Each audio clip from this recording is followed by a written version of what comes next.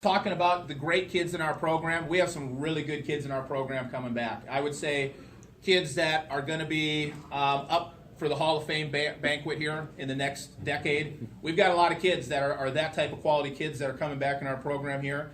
And as a coach, if I'm visiting with people on the street or parents, and a lot of them say, well, what makes Emma Stewart as good as she is, or what makes Chris Kinsley as good as they are? Well, certainly there's a genetic disposition. There's some athletic talent that's God-given that they've got. But secondly, I can pretty much sum it up in one word, and it's choices, because they've made some choices to be that good that I see a lot of other kids not making. And to piggyback with the choices comes this other word that is kind of hard for high school kids to buy into, and it's this idea of discipline. And that idea of discipline and doing things that aren't always easy, that's what separates the great from the average Joes, not only in life and in work and occupation, but definitely in athletics too. And that's what separated me as I made my way out to that dessert buffet that I knew I needed nothing to do with but discipline. And I couldn't do it. I went right up there, threw those brownies on my plate, and heaped it with ice cream. And here I am talking about not making the easy choice. I know. Yep, I'm going to get crucified for that one, but that's the way it goes.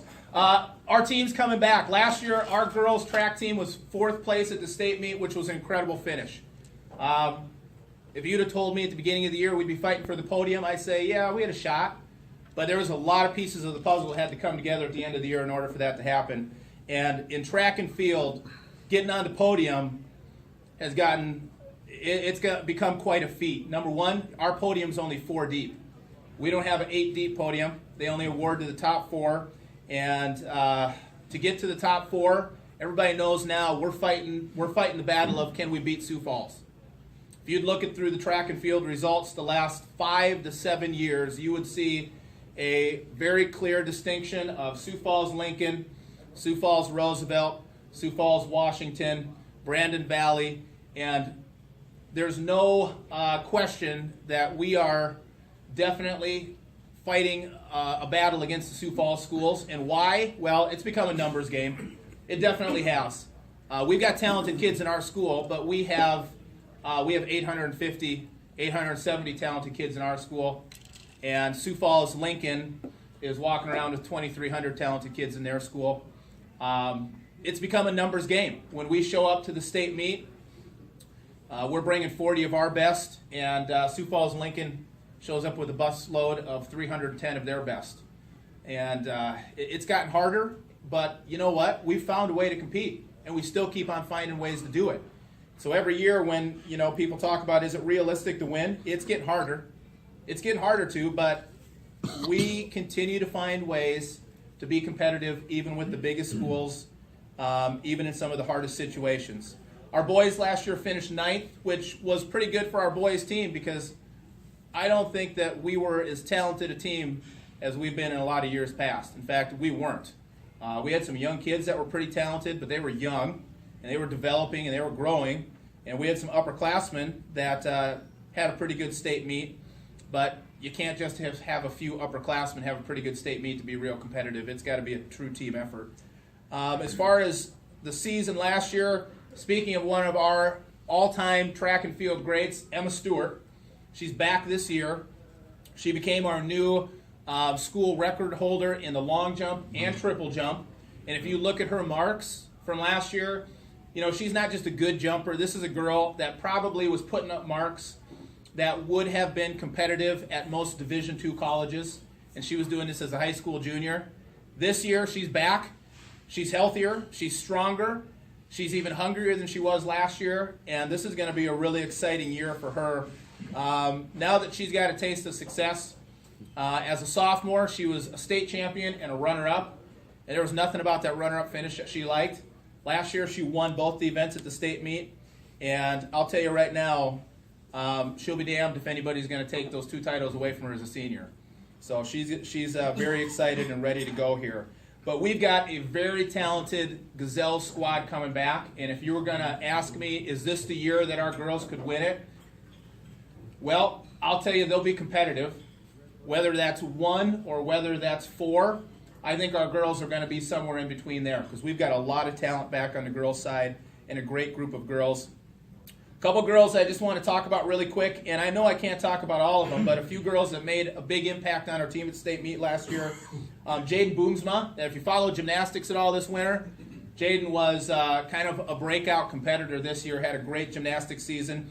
She was a top 8 competitor last year in the long jump and triple jump and ran on our relays. She's a big part of our team.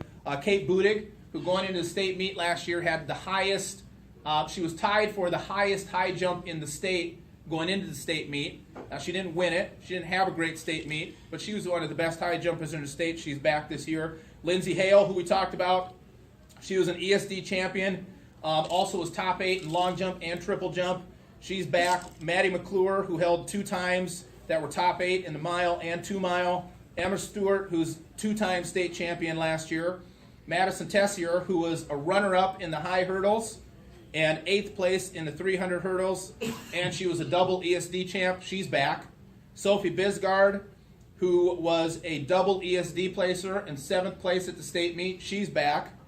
Tessa Folkers, Carly Vavra, and Knopf, all 3 of those girls ran on our 4x8, which placed 7th at the state meet. All 3 of them are back. And there's another 8 girls that all qualified for the state meet last year that are all back as well. So we got a lot of talent back on the girls' side, and they're going to be a real exciting program to watch here. Not to mention some young girls. There's a few young girls coming in this year, and I always like having the freshmen come in. We've got a handful of freshman girls that are going to make a big impact on our team this year. There's some very talented girls that have worked really hard these last couple seasons, whether it was volleyball, whether it was basketball, cross country, and we've got some girls going to really help us out here during track too. On the boys' side, I told you we were a little thin last year as far as our guys really being a well-rounded team. We bring back one of the best competitors in the state, though, Chris Kinsley. And Chris Kinsley was a 3-event state placer last year. He was 3rd place in high jump. He was 5th place in long jump, and he was 8th place in triple jump. He's back. He's bigger. He's stronger. He's faster.